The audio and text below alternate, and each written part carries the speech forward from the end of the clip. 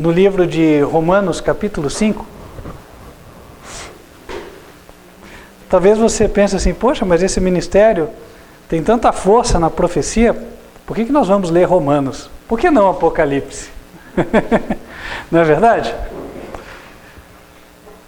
Nós não vamos deixar de ler o Apocalipse, mas é que o que temos hoje de Apocalipse não está na versão que vocês possuem da Bíblia. Essa Bíblia aqui é uma tradução para o espanhol, datada de 1865. Para quem quer ter referência, né? Tem gente que gosta para estudar. Impressa pela Mestiza Press nos Estados Unidos, versão Cipriano de Valera, revisada e corrigida. Eu vou ler um texto que nós já lemos aqui durante o acampamento, está em Apocalipse, capítulo 19, e ele fala sobre a preparação da igreja.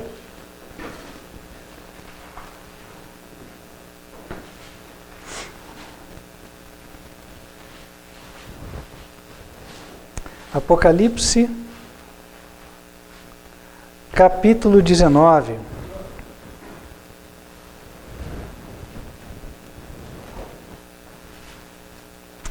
No versículo 7, no momento em que o papado já fez a sua obra, os santos já passaram pelo que deveriam passar na terra, e a igreja de Cristo é vista como vitoriosa, os habitantes do céu dizem assim: regozijemo-nos e alegremo-nos, e demos-lhe glória, porque são vindas as bodas do Cordeiro, e sua mulher se preparou.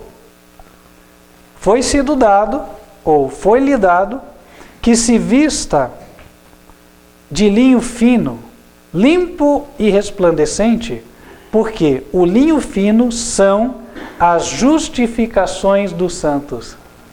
Vocês devem estar acompanhando na Bíblia de vocês, devem ter notado alguma diferença, não é? Qual foi a diferença? Ah, interessante, né? Porque nas Bíblias mais modernas aparece assim, que a mulher, a igreja, se veste com as justiças dos santos. Atos de justiça, tá aí? Até melhor para a explicação. Atos de justiça dos santos.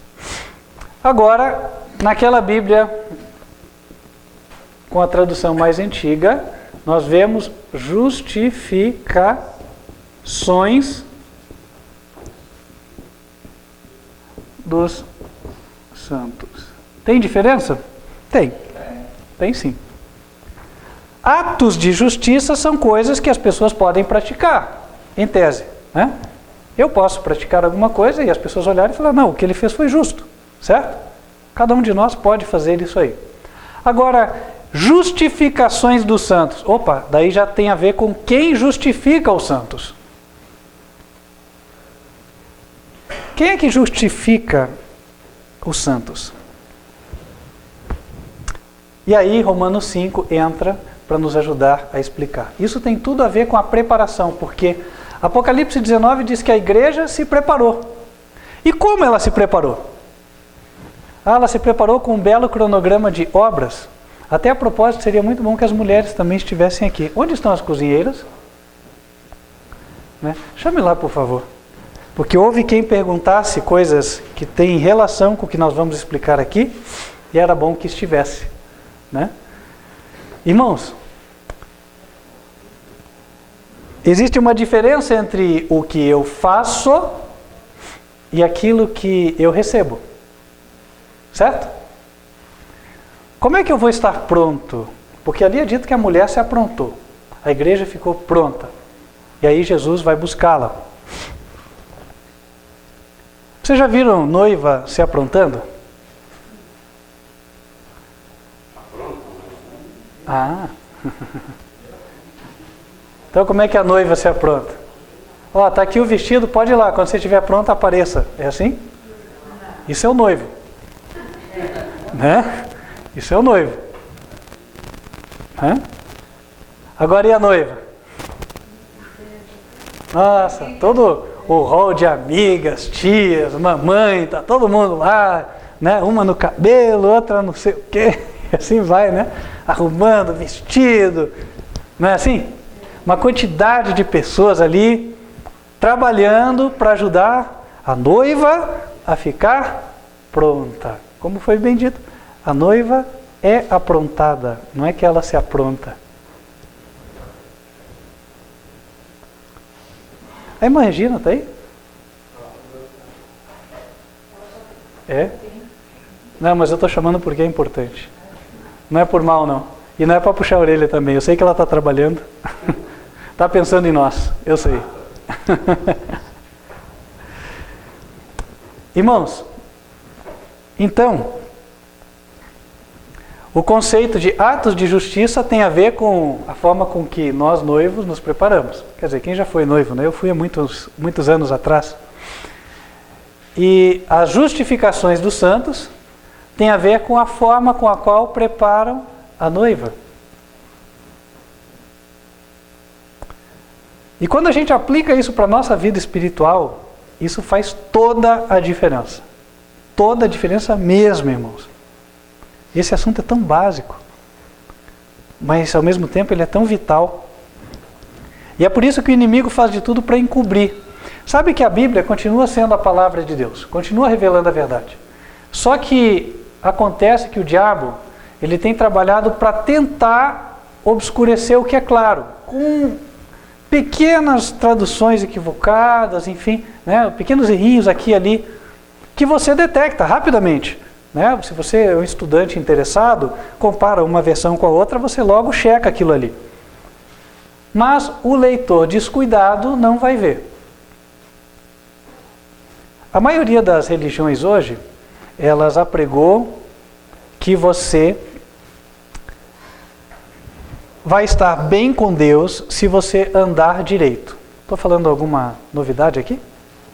Não é assim? Você tem que andar bem, aí você está bem com Deus. Já houve até quem dissesse aquela palavra de ter crédito com Deus. Não sei se vocês já ouviram isso aí, né? Ter crédito com Deus.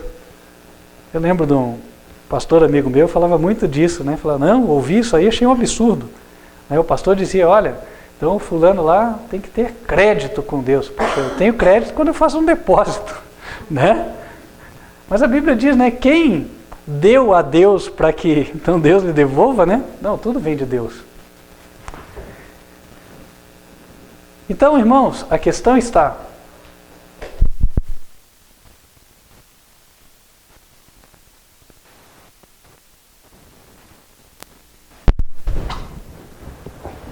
charge in. É? Ok? Tudo bem. Então a questão diz respeito a isso. E aí eu quero colocar uma coisa para os irmãos também, que a gente vai estudar hoje. E eu sei que no meio da verdade presente, ou seja, todos esses ministérios que se levantaram aí nos últimos anos, o que nós vamos tratar aqui é muito pouco compreendido. Eu vou escrever. Justificação pela graça. Isso aí para surpreender um pouquinho os irmãos. Aí sim, justificação pela fé. Aí sim. A gente vai tratar disso aí, tá?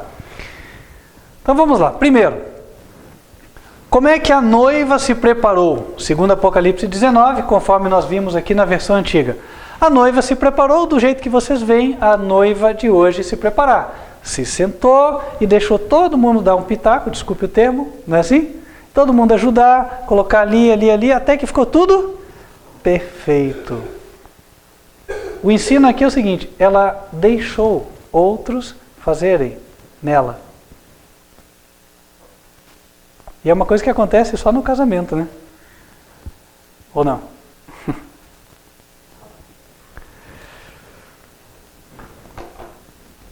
E como é que é na nossa vida cristã? Nós fazemos ou deixamos Deus fazer? Pararam para pensar? Nós fazemos ou deixamos Deus fazer? Quando nós pregamos, quando nós ensinamos, nós falamos assim: irmãos, nós temos que nos santificar. Não é assim? Nós estamos em qual dos dois aqui? Eu vou numerar porque daí fica mais fácil, né? Vamos lá. Número 1. Número 2. Nosso discurso é discurso número 1, atos de justiça, ou é de número 2, justificações dos santos? Número 1. Irmãos, nós temos que nos preparar, porque quem não se preparar vai ficar de fora. Esse é um discurso número 1, ou é um discurso número 2? Número 1. Temos que praticar. Nós temos que fazer atos de justiça. Temos. Vamos fazer. Obrigação sobre nós. Peso nas costas. Vamos lá. Atos de justiça dos santos. E aí ficou obscurecida essa questão, né? Justificações dos santos. Mas o que tem de tão especial nessa questão de justificações dos santos que prepara a igreja? Prepara uma igreja. Já pensaram nisso? A igreja ficar preparada por causa das justificações dos santos. Tem alguma coisa aí que nós precisamos captar e aprender. Vamos abrir em Romanos capítulo 25. Nós vamos falar disso aí. Romanos capítulo 5. Ai, desculpa, falei 25, né? Foi mal. Romanos capítulo 5.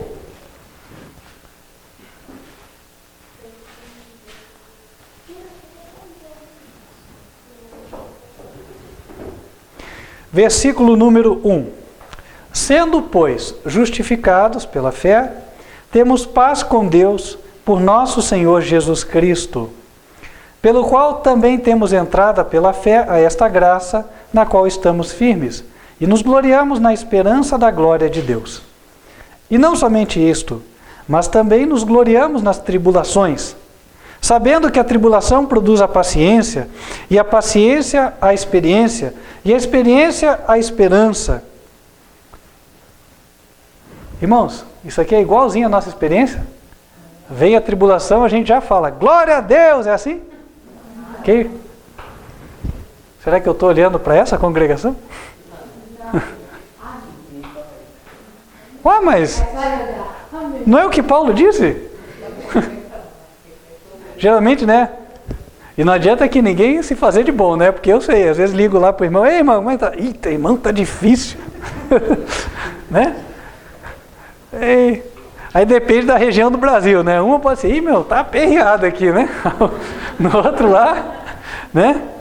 Eita, irmão, tá difícil o negócio. E assim vai, enfim. Irmãos, nós precisamos dessa experiência. O apóstolo Paulo tinha. E não era só ele, era a igreja. Nós nos gloriamos nas tribulações. Diz que quando eles apanharam, foram chicoteados lá, tudo cheio de dor nas costas, saíram louvando a Deus. Nossa, nós fomos dignos de sofrer por Jesus. Glória a Deus. Irmãos, que poder é esse? Que faz a pessoa se regozijar na tribulação? Olha o que está faltando. Versículo 5. E a esperança não traz confusão, porquanto o amor de Deus está derramado em nosso coração pelo Espírito Santo que nos foi dado. Aqui estava o segredo. O amor de Deus estava derramado no coração daquelas pessoas por meio do Espírito Santo. Tá, mas daí como é que isso aconteceu? Como é que pode acontecer comigo? Continuemos lendo. Versículo 6. Porque Cristo, estando nós ainda fracos, morreu a seu tempo pelos ímpios. Porque apenas alguém morrerá por um justo. Ou seja, alguém vai morrer só por um justo. Pois poderá ser que, pelo bom, alguém ouse morrer. Mas Deus prova o seu amor para conosco, em que Cristo morreu por nós, sendo nós ainda pecadores. Então eu olho, puxa, Cristo me amou quando eu nem me interessava por Ele. Quando eu fazia tudo o que Ele não queria. Quando eu era um rebelde contra o seu reino, o seu governo. E Ele me amou. E Deus me amou. Porque Deus deu o seu único filho. Ele fez um grande sacrifício. Quem é pai aqui, quem é mãe? Vou fazer uma pergunta, né? Olha, é o seguinte, o pessoal lá do PCC foi tudo condenado à morte. Tem que salvar aquela turma lá. Dá o teu filho para morrer em lugar deles. Quem daria? Pois é, mas Deus deu. Interessante isso, né? Então, o amor de Deus é algo muito profundo. Ele vai além da nossa compreensão.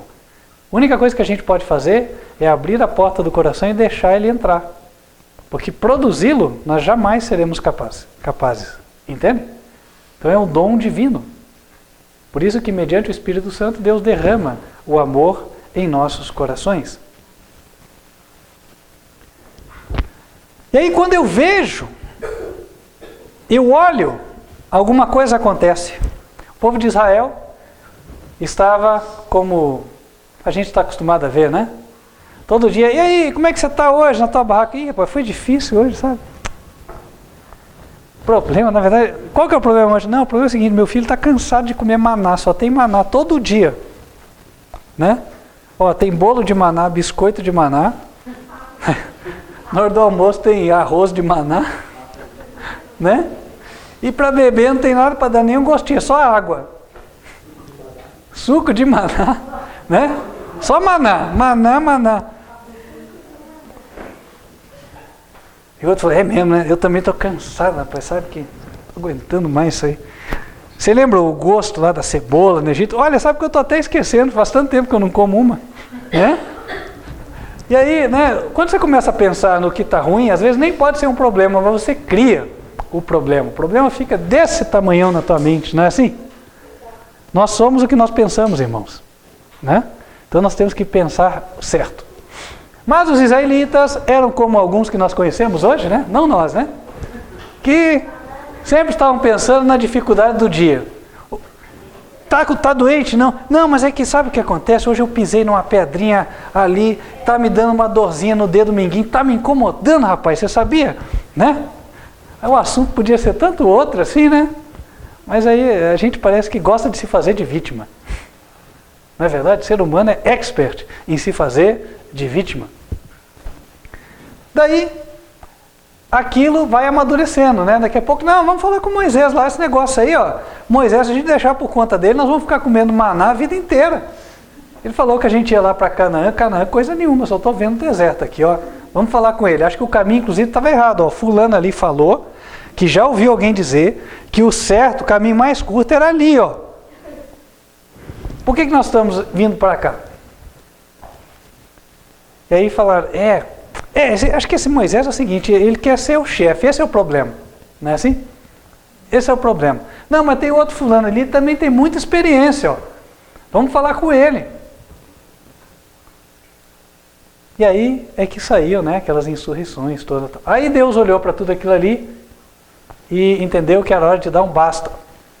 Falou assim, então eu vou mostrar para eles o que é dificuldade. Está reclamando demais, né? Aí Deus removeu um pouquinho a sua proteção e as cobras entraram, porque no deserto está cheio de cobra, né?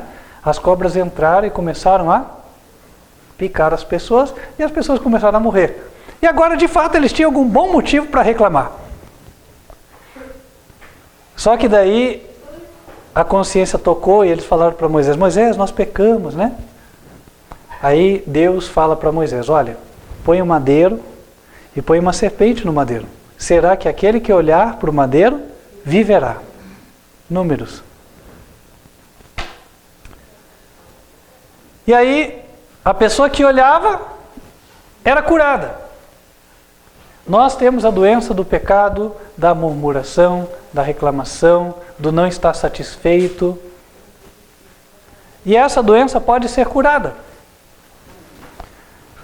A forma de cura é, assim como a serpente foi levantada no deserto, para que as pessoas olhassem e fossem curadas, Deus também ia levantar alguém. Evangelho de João, capítulo 3.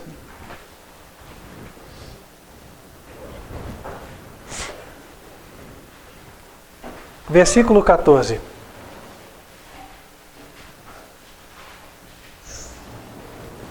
E como Moisés levantou a serpente no deserto, assim importa que o Filho do Homem seja levantado, para que todo aquele que nele crê não pereça, mas tenha a vida eterna. Porque Deus amou o mundo de tal maneira que deu o seu Filho unigênito, para que todo aquele que nele crê não pereça, mas tenha a vida eterna. Quando eu vejo que sem nenhum merecimento da minha parte, Deus fez um sacrifício infinito por mim, isso mexe comigo. E agora os meus motivos mudam, minha corrente de pensamento muda. Eu começo a me ver como uma pessoa muito egoísta, como eu realmente sou. E aí começo a ver a Deus como Ele realmente é. E aí eu começo a ver que, puxa, se Ele fez tanto por mim, é um privilégio até sofrer por Ele. E aí muda. Tudo muda. Voltamos para Romanos capítulo 5.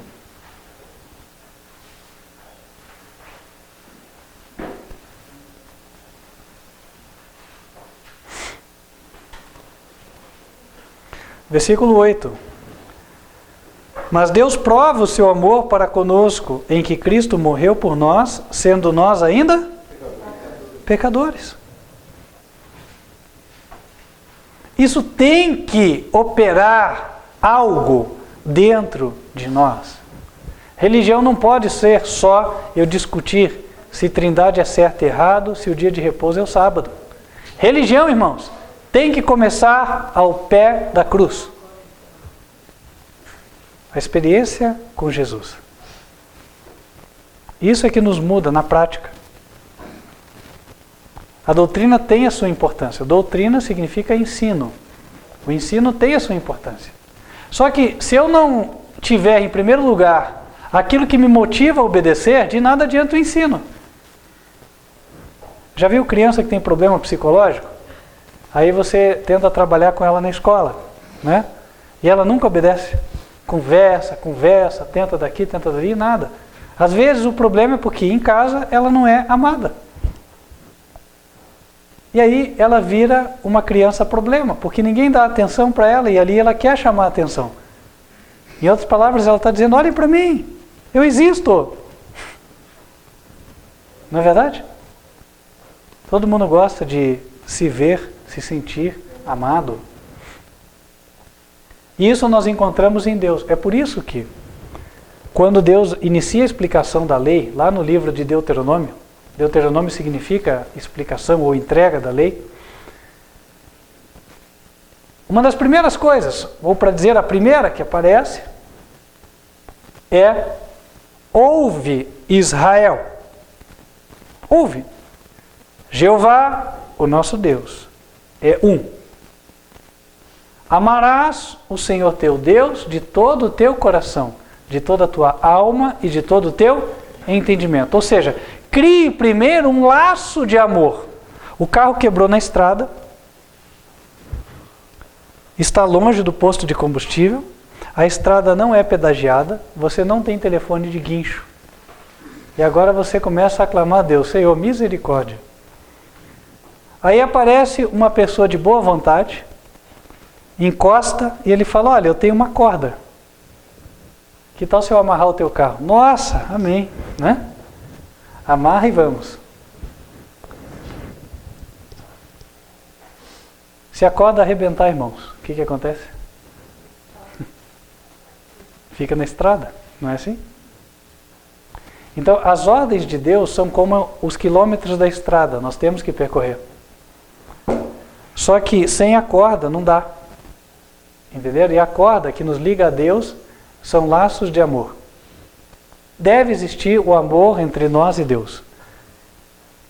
Essa é a primeira coisa, esse é o básico. Se não existir isso, né, um conjunto de doutrinas não vai resolver a minha vida. Quando existe o amor a Deus, todo o resto acontece. E Deus me ensinou a ver assim, até no ministério. Na obra de pastorado, às vezes eu vejo uma pessoa que ela é toda errada, aí a turma já vem falando, né? E aquele ali, você viu, rapaz, já não faz isso, não faz aquilo, faz tudo errado, dá mau testemunho e tal. Mas Deus me impressiona com uma coisa, mas ele ama a Deus de um jeito. E ele dá fruto de que ele ama a Deus de uma forma. E ele reconhece os seus erros, né? Ele até chega a ser sincero, fala, não, eu às vezes faço tal coisa. E eu vejo que Deus trabalha com aquela pessoa. E eu vejo, não, esse aí não é alguém que foi abandonado por Deus, não. Primeiro porque Deus não abandona ninguém. Mas tampouco eu poderia dizer que este é alguém que abandonou a Deus. Ele pode estar tendo dificuldades. Mas existe um elo de ligação entre ele e Deus. E que faz com que ele lute contra isso que ele está vivendo hoje. Ele não está satisfeito. Agora, quando eu encontro uma pessoa, mesmo que seja um que vai sempre na igreja, chega sempre no horário, né? Está ali colaborando, procurando ajudar e tal, mas você não vê, né? Aquele amor,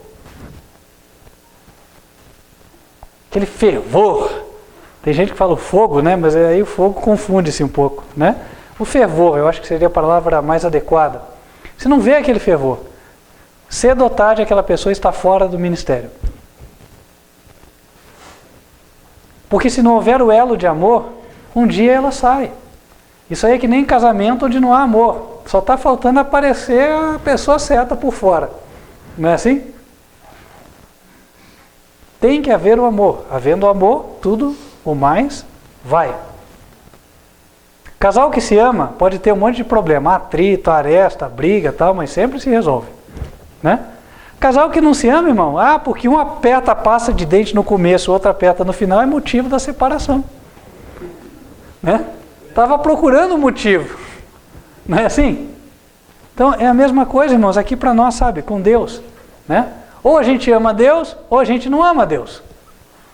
E a primeira coisa é essa, Deus quer criar um laço de amor entre Ele e nós. E esse laço é constituído quando nós enxergamos o amor dEle revelado no sacrifício de Jesus. E em seguida Paulo expande essa ideia, a partir do versículo 12. E aí nós vamos entrar nestas questões. Justificado pela graça e justificação pela fé. Só antes de entrar... Não, vamos para cá, depois a gente sobe, tá tudo bem. Existe uma diferença entre uma coisa e outra? Existe, nós vamos ver. Versículo 12.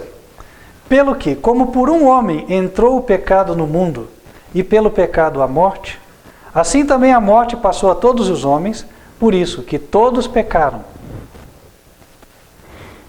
Aqui fala de Adão. Adão pecou. Depois que ele pecou, ele teve filhos e filhas, e todos os filhos pecaram também. Sabe por quê? Porque é o seguinte, irmão Amadeu, né? Ele é assim e tal, diz que às vezes em casa fica de um jeito e tal. Possivelmente se eu for lá visitar, conhecer sua mãe e seu pai, eu vou ver que alguma coisinha ele puxou. Não é assim? Então nós puxamos de Adão alguma coisinha, veio que não devia, né? O que não presta, vamos colocar assim. A tendência ao pecado. Certo? Então, por ele entrou o pecado, porque ele comeu da fruta que não deveria. Pelo pecado entrou a morte para ele, só que nós também pecamos, então a morte veio para nós. Porque em Romanos 6, verso 23, a Bíblia diz, o salário do pecado é a morte. Versículo 13. Porque até a lei estava o pecado no mundo, mas o pecado não é imputado, não havendo lei. No entanto, a morte reinou, desde Adão até Moisés, até sobre aqueles que não pecaram, à semelhança da transgressão de Adão, o qual é a figura daquele que havia de vir. O que ele está dizendo aqui? Ele está dizendo o seguinte, olha, apesar de Adão lá no passado ter pecado, passaram-se milênios até que Deus entregasse a lei escrita na época de Moisés, lá no Monte Sinai. Até aquele dia, ninguém sabia quais eram os 10 mandamentos, assim, de cabeça. Você perguntasse, quais são os 10 mandamentos? Ele ia falar, 10 mandamentos? O que é isso? Só que mesmo assim as pessoas tinham uma noção do que é obedecer a Deus e do que não é. A Bíblia diz, por exemplo, no livro de Gênesis, capítulo 25, né? Ou 26, vamos ver aqui, 26, versículo 5. Porquanto, diz Deus, né? Porquanto Abraão obedeceu a minha voz e guardou o meu mandado, os meus preceitos, os meus estatutos e as minhas leis. Como se não estavam escritas? Naquela época tudo era passado de pai para filho, a memória era boa, não é como hoje. Aí chegou o tempo de Moisés. Aí na época de Moisés Deus já deu a lei, porque o povo tinha ficado 400 anos como escravo e muitas coisas tinham esquecido. Então agora eles precisavam da lei escrita. Mas a lei sempre existiu. Deus sempre esperou a obediência do homem. Isso não é algo só para o judeu. Então, explicando aquilo que nós lemos em Romanos 5. Até que Deus desse a lei no Sinai, o homem que fizesse o errado era um pecador. Porque eles sabiam o que era certo e o que era errado. Tanto que Abraão obedeceu às leis. Como é que ele obedeceu? Se ele obedeceu, ele sabia. Não era assim? Então as pessoas tinham consciência do que é certo e do que é errado. E até que Deus mostrasse a lei, estava o pecado no mundo. Agora, Deus mostra a lei para um povo que tinha sido escravo por 400 anos. Aí é dito, o pecado não é imputado não havendo lei. Traduzindo de outra forma, Deus não leva em conta o tempo da ignorância. Isso vale até para nós, né? Às vezes a pessoa, né, não dá assim um bom testemunho e você fala, puxa, fulano faz tudo errado e tal. Mas tudo que ele aprendeu é aquilo ali. Por exemplo, né? Você vai lá numa comunidade, hoje em dia não é mais favela, né? Comunidade. Aí você vê lá uma criança que ela mente, ela transporta droga e tal. Dá para condenar? Dá para condenar? Fala assim, isso aí vai para o inferno? Irmãos, o que ela viu até hoje? Às vezes tudo que ela viu é aquilo. Não aprendeu nada diferente. Não é assim? Então Deus não leva em conta os tempos da ignorância. Está em Atos, capítulo 17, versos 29 a 31. Deus não levou em conta os tempos da ignorância. E nem em relação ao povo de Israel. Eram escravos, Deus teve paciência. No entanto, a consequência do pecado continua existindo. No versículo 14 disse, a morte reinou, desde Adão até Moisés. E quem obedeceu não morreu, que foi Enoque. Não é assim? Então quem desobedeceu morreu, quem não desobedeceu não morreu. A morte reinou até sobre aqueles que não pecaram à semelhança da transgressão de Adão. O que a Bíblia está dizendo aqui? Aqueles que não pecaram à semelhança da transgressão de Adão. Quando Adão foi criado, Adão não tinha assim uma vontade de pecar. Quando Deus colocou todas as árvores no jardim e colocou aquela no meio e falou, dessa não, Adão não ficou assim babando de vontade de comer daquela árvore ali. Ele não era como nós, ele não tinha tendência para o mal. Porque a Bíblia diz em Gênesis capítulo 1, último versículo, acho que é 31, diz o seguinte, e viu Deus tudo quanto criara e fizera, e eis que era muito bom. Muito bom. Inclusive o homem era bom. Ele não tinha essa tendência, esse desejo de fazer o errado, fazer o mal. Por que ele comeu? Porque ele viu que a mulher dele tinha comido e daí ele entendeu, puxa, ela vai morrer. Será que eu vou conseguir ficar sem a minha esposa? Então ele tomou uma decisão racional. Bom, então, se é para ela morrer, eu vou morrer com ela. Pegou o fruto e comeu. No nosso caso, nós não pecamos à semelhança da transgressão de Adão. No nosso caso é diferente. A gente já gosta do que é errado e aí faz. Quem que ensina a criança a falar, é meu, ou fazer birra? Quem que ensinou? Se você procura ensinar o certo, como é que ela aprende o errado? Né? Então, nós não pecamos à semelhança da transgressão de Adão. Há uma diferença. Adão é figura daquele que havia de vir. Quem havia de vir? Quem foi o prometido?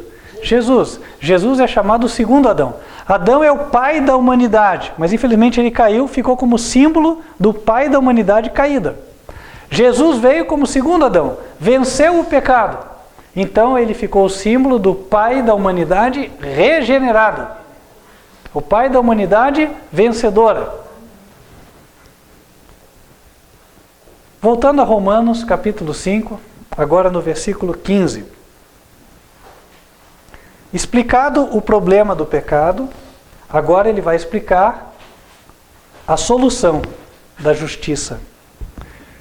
Versículo 15. Mas não é assim o dom gratuito como a ofensa. Por quê? Se pela ofensa de Adão, de um, morreram muitos, muito mais a graça de Deus e o dom pela graça de um só homem, Jesus Cristo, abundou sobre muitos. E não foi assim o dom como a ofensa por um só que pecou, porque o juízo veio de uma só ofensa, na verdade, para a condenação. Mas o dom gratuito veio de muitas ofensas para justificação.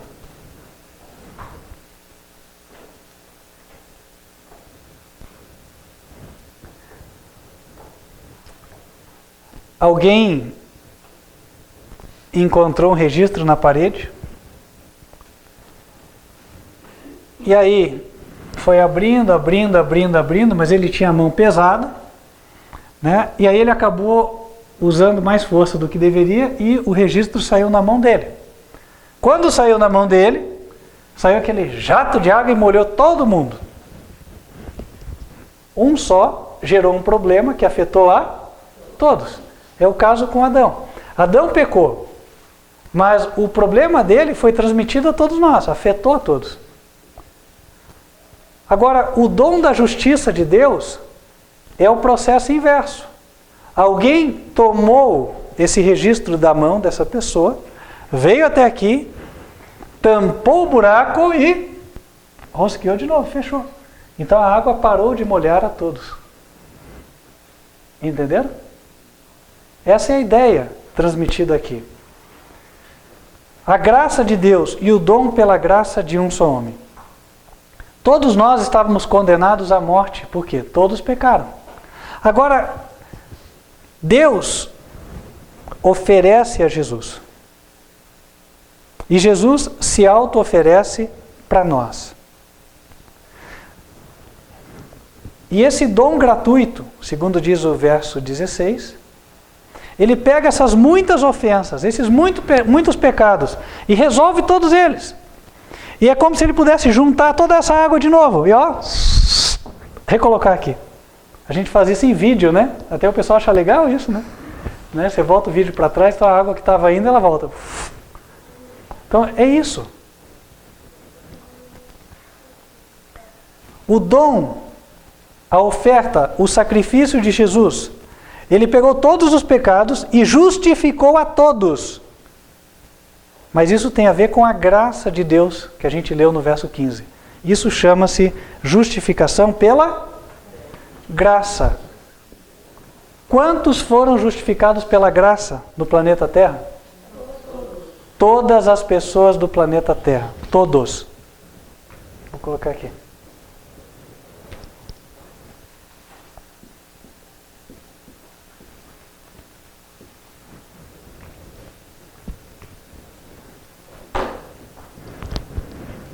Então todos podiam entrar no céu ou não?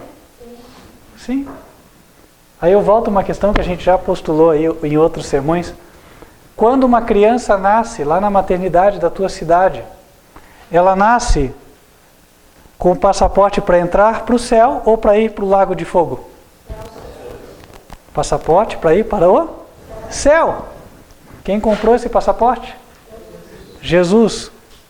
De que forma? Pela graça. Graça significa favor não merecido ou imerecido.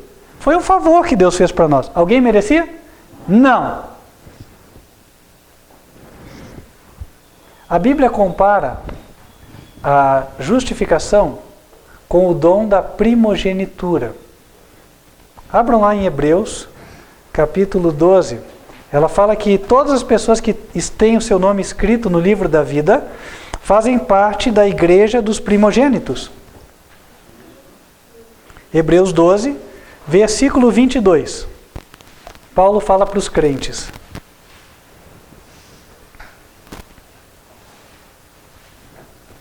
Mas chegastes ao monte Sião, e à cidade do Deus vivo, à Jerusalém celestial, e aos muitos milhares de anjos, à universal assembleia e igreja dos primogênitos que estão inscritos nos céus. Onde é que o nosso nome está inscrito? Hebreus 12, versos 22 e 23. Onde é que o nosso nome está escrito? Lá no céu, irmãos. Podem falar? Livro da vida. No livro da vida. E é dito que aqueles que têm os nomes escritos no livro da vida, quem se batizou ontem? Né? Amém? Está lá? Certo? Eles fazem parte da igreja dos primogênitos. E o que era a primogenitura? Era uma coisa que você tinha que lutar muito e pagar muito dinheiro para comprar. Era isso? Não. É uma coisa que nós devemos nos esforçar para alcançar a primogenitura. Era isso? Não. Primogenitura era um direito de nascimento. Nasceu, ganhou. Não é a mesma coisa aqui? Justificado pela graça. Nasceu, ganhou. Mas agora eu estou preocupado com esse pastor aí, viu? Essa doutrina não está meio universalista, não? Tipo, todo mundo vai ser salvo? E aí como é que fica aquele verso? Muitos são chamados e poucos escolhidos, né?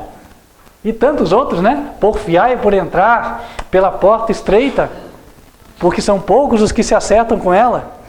E aí, como é que fica? Calma lá. Todos foram justificados pela graça. Agora, quem valorizou isso aqui? A Bíblia diz que Esaú não valorizou. Não é verdade? Esaú, o que ele fez? Ele achou que o guisado de lentilha valia mais. Ele queria o prazer do momento.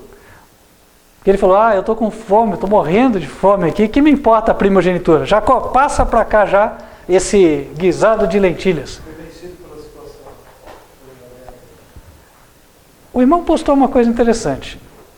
Pelo menos é um entendimento que eu tenho. Acredito que há uma diferença entre eu só penso no meu prazer momentâneo ou eu sou vencido pelo momento.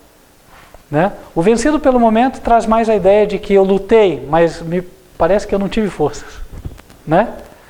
Agora, aquele que pensou só no prazer do momento é aquele que assim, não estou nem aí para o que estão me oferecendo. Certo? Essa era a ideia de Esaú. Vamos abrir a Bíblia lá no Gênesis para ver o que Esaú disse? Esaú, irmão de Jacó.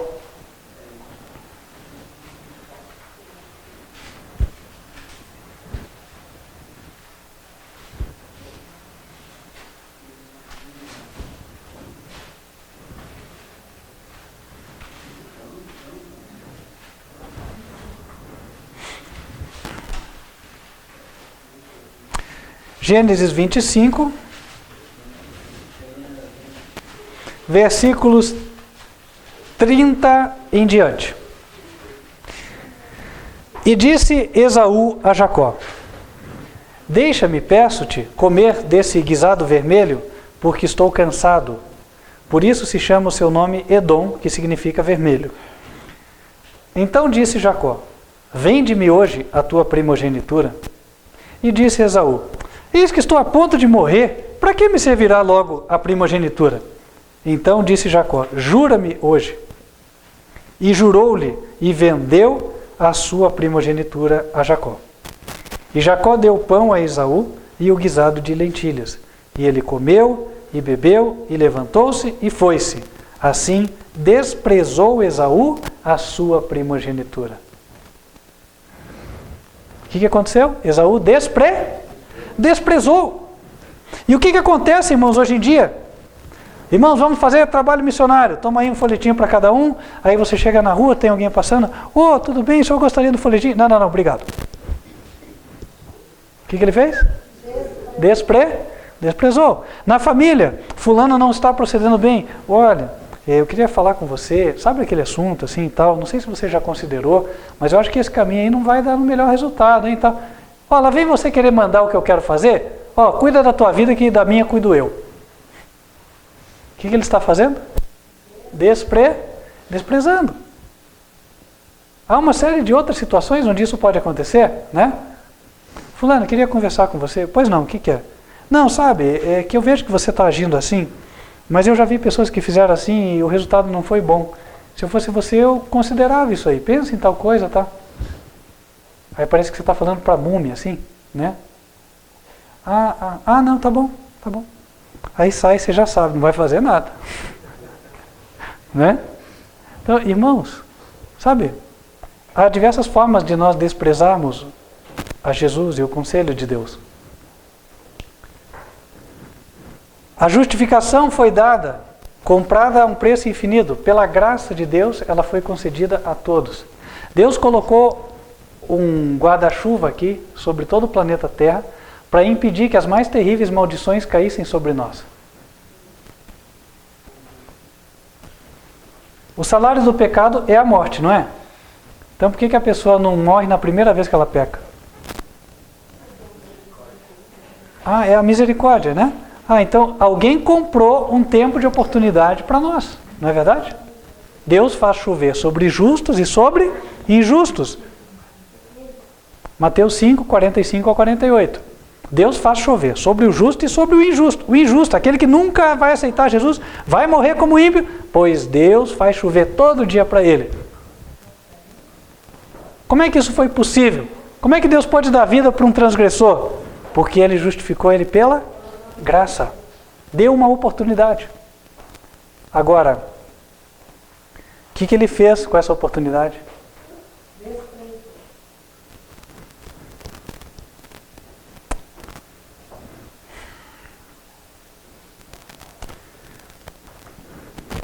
O que nós vamos fazer com a oportunidade? Agora nós entramos de novo no contexto de Romanos 5 e vamos para o versículo 17.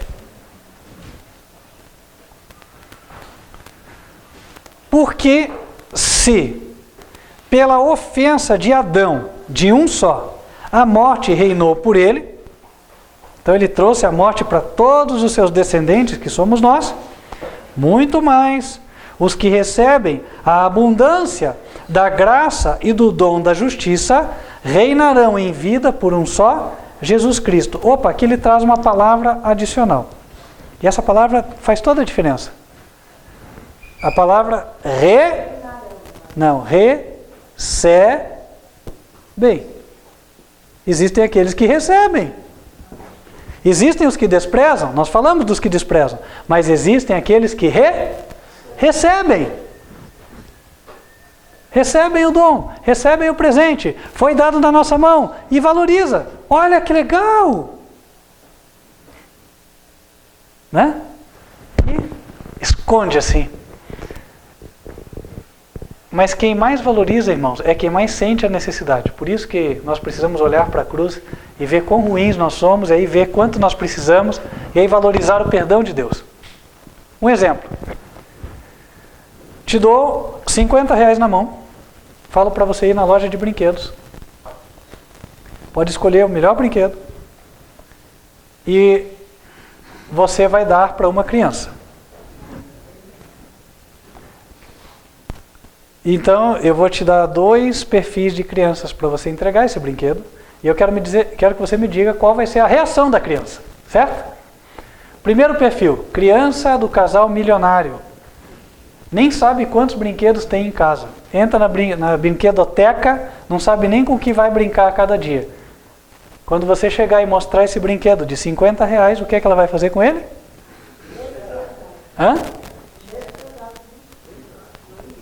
Né? Agora, você pega esse brinquedo de R$50, você vai ali na comunidade, na favela, tem uma criança que ela está junta com mais 7, não tem pai, não tem mãe, é criada pelos parentes. Mal tem o que comer. E aí você entrega para essa criança. O que ela vai fazer? Né? A diferença da reação, num caso e no outro, ilustra a questão do receber. Entende? Quer dizer, foi oferecido, mas e aí? Qual é a minha reação em relação a isso? Será que eu sou apático? Ou será que eu sou entusiasta? Ou eu recebo com toda a gratidão? Tem pessoas que são tímidas, nunca vão fazer, né? Mas, às vezes a lágrima mostra o que está lá dentro, não é assim? Receber de todo o coração aquilo que Deus e Jesus fizeram por nós. Irmãos, como isso faz diferença? Valorizar, foi o que Maria Madalena fez, né? Aqueles que recebem a abundância da graça e o dom da justiça de Cristo reinarão em vida por um só, Jesus Cristo. Esses vão ter aquela experiência de, inclusive, se gloriarem nas tribulações. Vê a dificuldade e ele agradece a Deus. Porque ele valoriza tanto aquilo que Deus fez por ele, que nada é tão grande para ele retribuir a Deus por tudo que Deus fez por ele.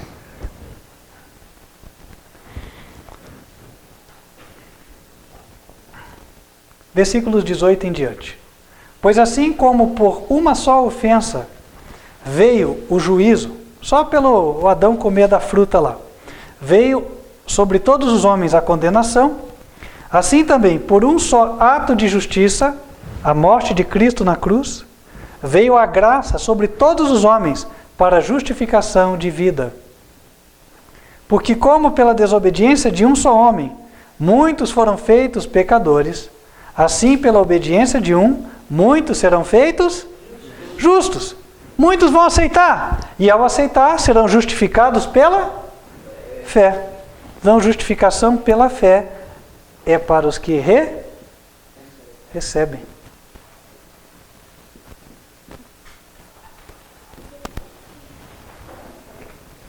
O que eu devo fazer então para ter essa experiência bendita? Abrir meu coração e receber. Cadê o mérito do homem nisso aqui? Não há mérito.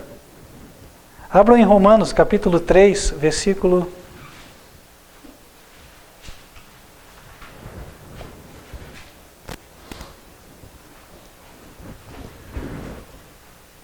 23. Porque todos pecaram e destituídos estão da glória de Deus, sendo justificados gratuitamente pela sua graça, pela redenção que há em Jesus. Está aqui, a primeira parte. Justificação pela graça. Aí ele segue. Ao qual Deus propôs para propiciação pela fé no seu sangue. Trocando em miúdos. Deus apresentou para nós o sacrifício do seu Filho Jesus e falou, creia. Deus apresentou ele para a fé. E se nós cremos, nós já entramos no grupo dos que recebem. Aí já é justificação pela fé. Notem que nesse verso 25 nós encontramos a palavra fé. Enquanto que no verso 24 nós encontramos a palavra graça. Graça, o que Deus fez por todos. Fez e faz por todos. Fé, o que Deus faz naquele que recebe. Graça, o que Deus fez e faz por todos. Fé, o que Deus faz naquele que recebe. A fé é um dom, não é nosso. Marquem aí quem está anotando, Efésios capítulo 2, versículo 8. O que diz lá? Que a fé é um dom de Deus. Isso não provém de vós, é dom de Deus. Continuamos no versículo 25. Deus propôs a Jesus para propiciação pela fé no seu sangue, para demonstrar a sua justiça pela remissão dos pecados dantes cometidos sob a paciência de Deus. Trocando em miúdos, Deus disse, se você receber o dom da fé e crer em mim, eu limpo o teu passado. É isso aí. Eu limpo o teu passado.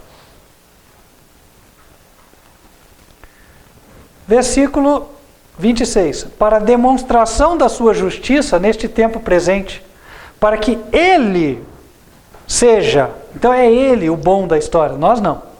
Ele seja justo, ele seja justificador daquele que tem fé em Jesus. Onde está logo a jactância? Motivo do homem ficar orgulhoso, se sentindo o bom, o melhor. Onde está? Não tem lugar para isso aí. É excluída. Por qual lei? Das obras? Não, mas pela lei da fé. Se o homem recebeu a fé, aceitou, e aí Deus fez tudo, o homem vai se gloriar do quê? De nada. Concluímos, versículo 28. Concluímos, pois, que o homem é justificado pela fé, sem as obras da lei. Então isto significa que quando o homem recebe esse dom, e ele é justificado, o Espírito Santo é derramado numa medida tal no seu coração, que para ele é uma alegria servir a Deus. Mesmo se ele tiver que sofrer por Cristo, ele vai sofrer e ainda dá glória a Deus. Amém. Por isso que lá em Apocalipse está escrito que a igreja se prepara por meio das justificações dos santos. É por meio da obra que Deus faz em nós. A gente conversava outro dia, né? Parece tão simples, né? É simples, porque Deus fez o que nós não podíamos fazer. Ele espera que a gente receba e deixe Ele nos levar. E se nós... ok, não nos justificamos, fomos justificados, né? E aí Deus foi nos levando. E quando nós chegarmos no céu, vamos falar, nossa, como foi fácil chegar aqui. Quem achava que chegar no céu era difícil? Pode ser sincero. Levanta a mão. Chegar no céu era difícil. Pode levantar a mão, irmãos. Seja sincero com você mesmo, porque todo mundo já pensou isso aí. Não é verdade? É fácil. Não porque Deus baixou a norma continua a mesma. A norma é a lei de Deus. Só que o poder de Deus que nos leva a cumprir a norma é tão grande, né? O milagre que Ele faz na nossa vida é tão grande que para nós vai ser um prazer obedecê-lo. Entenderam? Deu para entender? Quem entendeu? Deixa eu ver as mãos. Quem não entendeu, ficou com dúvida? Levanta a mão, pode levantar, não tem problema. A irmã ficou com dúvida? Pode perguntar, irmã. Irmã Socorro, né? Entendeu? Entendeu. Amém. Irmãos, é por isso... Sim, irmão Cândido. Quando a gente achava que era difícil a salvação, porque a gente pensava por nós mesmos fazer as coisas que Deus pode fazer. Isso, exatamente. Nós achávamos que a salvação era difícil porque nós achávamos que nós tínhamos a responsabilidade de fazer, né? E aí a gente não contava com a força de Deus, né? Quando a gente conta com a força de Deus, fica tudo fácil, né?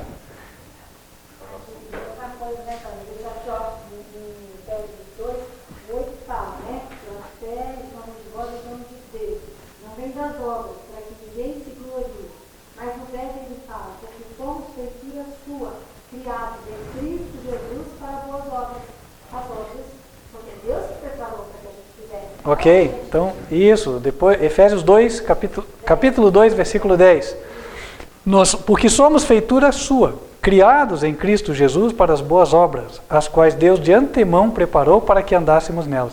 Então é interessante, Deus planejou a nossa vida, certo? Ele falou, eu vou mudar você, e a partir daí você vai andar nesse caminho aqui. Né?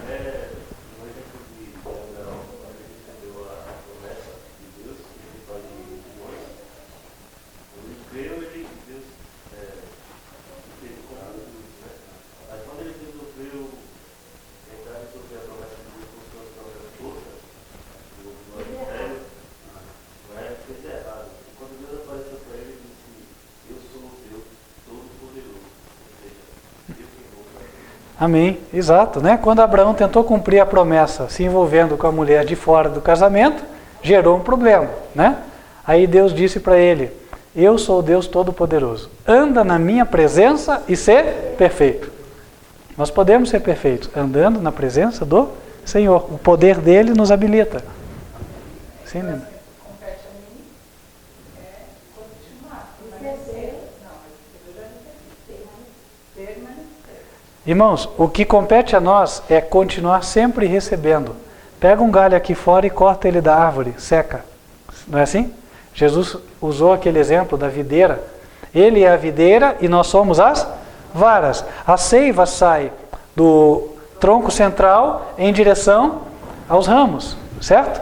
Isso tem que acontecer conosco. Por isso, não adianta assim, fui no acampamento, entendi justificação pela fé, amém, agora já estou bom. Né? Isso aqui não é uma teoria, isso aqui expressa o que deve ser a nossa experiência de vida. Ou seja, a cada dia eu tenho que ter um encontro aos pés da cruz. Eu preciso abrir a Bíblia todos os dias e pedir a Deus que me revele o amor dele em Cristo Jesus ali. Aquilo vai me dar, ou vai manter a minha corda ligada com ele, a corda firme. Né? A corda que me liga com Deus é a corda do amor. Entenderam?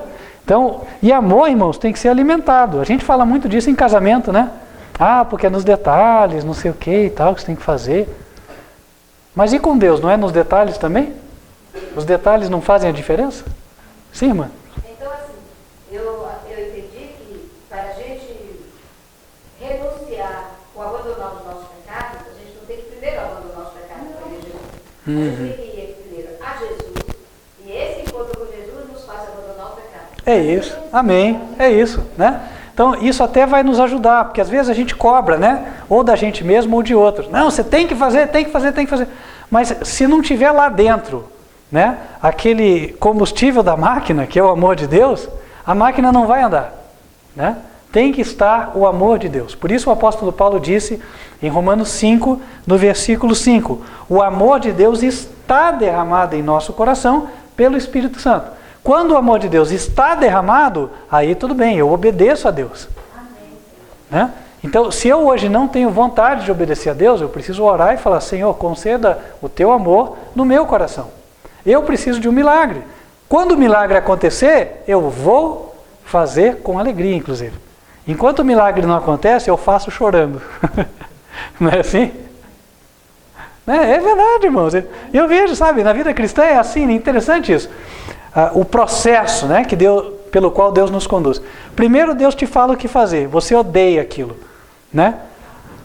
Aí você sabe que é o certo, você vai fazendo, reclamando, resmungando, rangendo o dente, né? E tal. Aí passa um tempo, você começa a ver, mas não é que dá certo, né? Aí daqui a pouco você fala, não é porque eu gosto, mas é porque eu já vi que dá certo. E finalmente chega um momento onde você encontra-se com Jesus aos pés da cruz e fala, não, eu faço por amor ao meu mestre. Entende? Então é assim.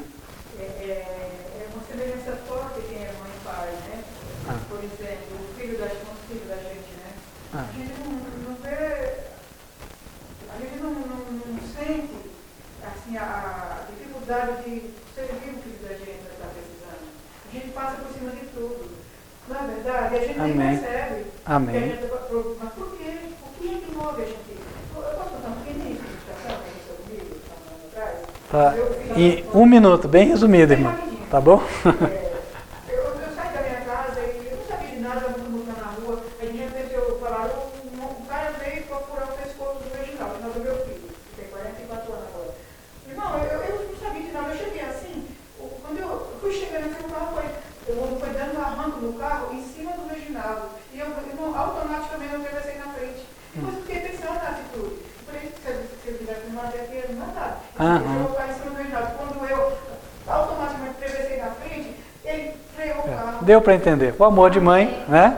Ou seja, viu que o filho ia morrer, se jogou na frente. Né? Você faz por amor, né? Isso, se existe o amor, acontece o ato, né? Aí, em relação a Deus, é a mesma coisa. Se existe o amor, acontece o ato. Por isso, voltamos aqui. O que é que prepara a igreja para o encontro com Jesus?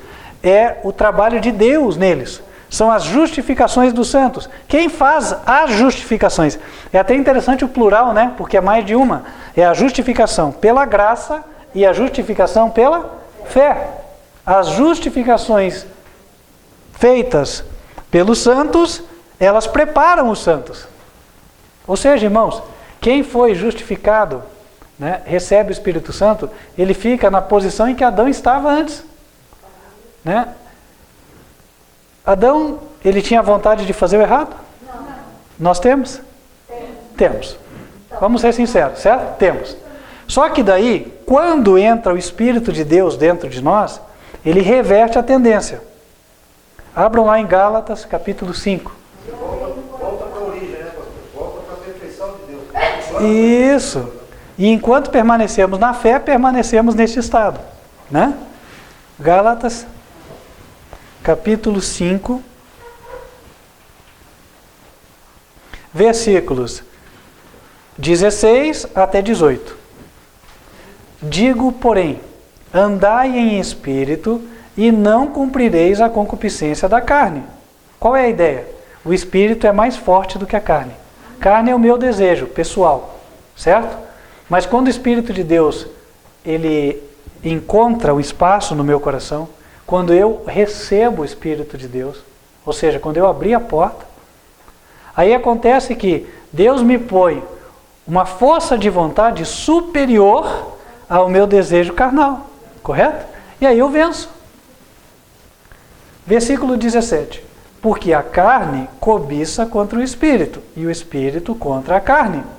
E estes opõem-se um ao outro, para que não façais o que quereis. Passei na banca, um monte de coisas gostosas, porém proibidas. Né? Vontade da carne. E a vontade do Espírito, o que faz? Não devo. Não devo, não faça. E agora, não, por amor a Jesus, eu não vou fazer. Eu já ouvi isso. Pessoas falarem, não, por amor a Jesus, eu não vou fazer. Né? Louvado seja Deus. Por amor a Jesus. A carne cobiça contra o Espírito contra a carne. Estes opõem-se um ao outro, para que não façais o que quereis. Mas, se sois guiados pelo Espírito, não estáis debaixo da lei. Você não é condenado pela lei se você está guiado pelo Espírito de Deus. Por quê? O Espírito de Deus te guia para cumprir a lei. Cumprir a vontade de Deus. Então, irmãos,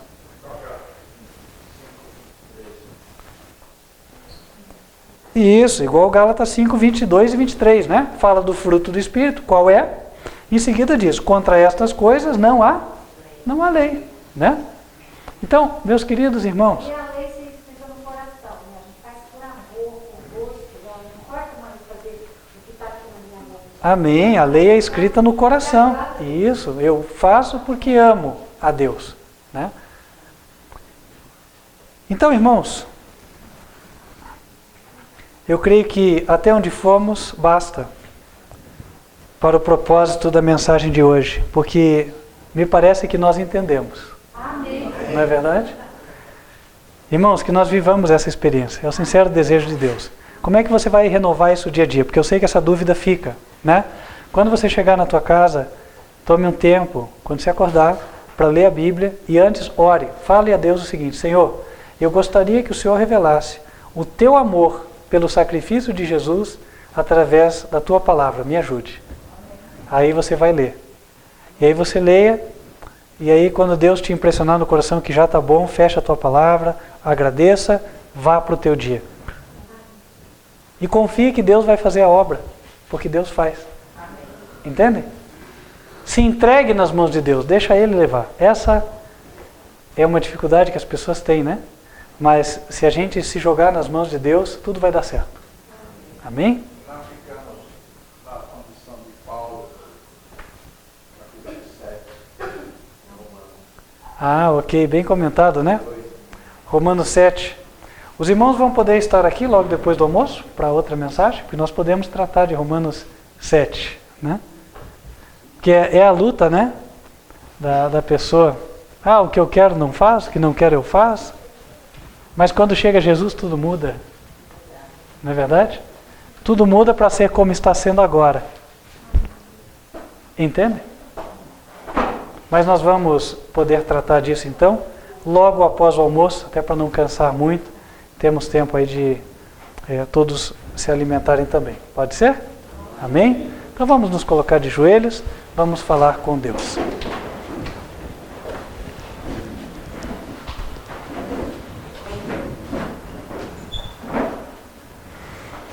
Santo e bom Deus, que nos altos céus habitas, nós te agradecemos por esta maravilhosa mensagem de salvação que o Senhor concedeu a toda a humanidade e nos deu o privilégio de contemplar com os nossos olhos.